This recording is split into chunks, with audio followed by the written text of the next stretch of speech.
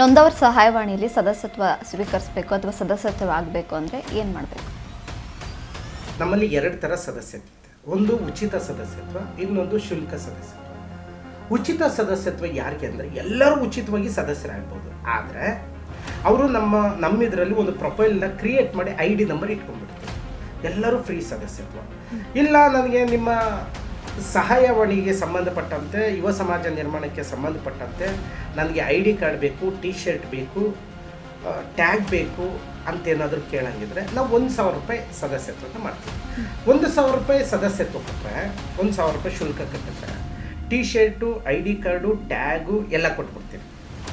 ಇಲ್ಲ ನನಗೆ T shirt, tag ಏನೂ ಬೇಡ, ನಾನು ಫ್ರೀ ಸದಸ್ಯತ್ವನೇ ಮಾಡ್ಕೊಳ್ಳಿ ಅಂತಂದರೆ ಅವರು ಒಂದು ಆಧಾರ್ ಕಾರ್ಡು, ಒಂದು ಫೋಟೋ ಮತ್ತು ಅವ್ರ ಬ್ಲಡ್ ಗ್ರೂಪ್, ಅವ್ರ ಫೋನ್ ನಂಬರ್, ಮೇಲ್ ID ಕಳಿಸ್ಕೊಟ್ರೆ ನಾವೇನು ಮಾಡ್ತೀರಿ, ಅವ್ರನ್ನ ಮೆಂಬರ್ಶಿಪ್, ನಮ್ಮ ಆಫೀಸಲ್ಲಿ ಮೆಂಬರ್ಶಿಪ್ ಮಾಡ್ಕೊಡ್ತೀವಿ. ಅವ್ರಿಗೆ ಒಂದು ID ನಂಬರ್ ಕೊಡ್ತೀವಿ. ಅವ್ರು ಇನ್ನು ಮುಂದೆ ಕಾಲ್ ಮಾಡಬೇಕು ಅಂತಂದರೆ ಡೈರೆಕ್ಟಾಗಿ ID ನಂಬರ್ ಹೇಳಿದ್ರೆ ಸಾಕು, ಅವ್ರ ಹಿಸ್ಟ್ರಿ ಎಲ್ಲ ನಮ್ಮಲ್ಲಿ ಇಟ್ಕೊತೀವಿ.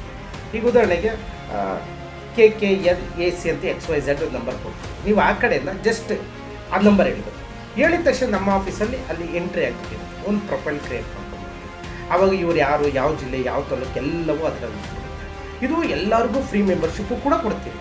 ಆದರೆ T shirt, ID card, tag ಬೇಕು ಅಂತಂದಾಗ ಅದಕ್ಕೆ ನಾವು ಇನ್ವೆಸ್ಟ್ಮೆಂಟ್ ಮಾಡ್ತೀವಿ. ಅದಕ್ಕೆಲ್ಲ ಪ್ರಿಂಟಿಂಗ್ ಚಾರ್ಜಸ್ ಎಲ್ಲವೂ ಸೇರಿ 1,000 ರೂಪಾಯಿ ಸದಸ್ಯತ್ವಕ್ಕೆ ನಾವು ಕೊಡ್ತಾಯಿದ್ದೀವಿ.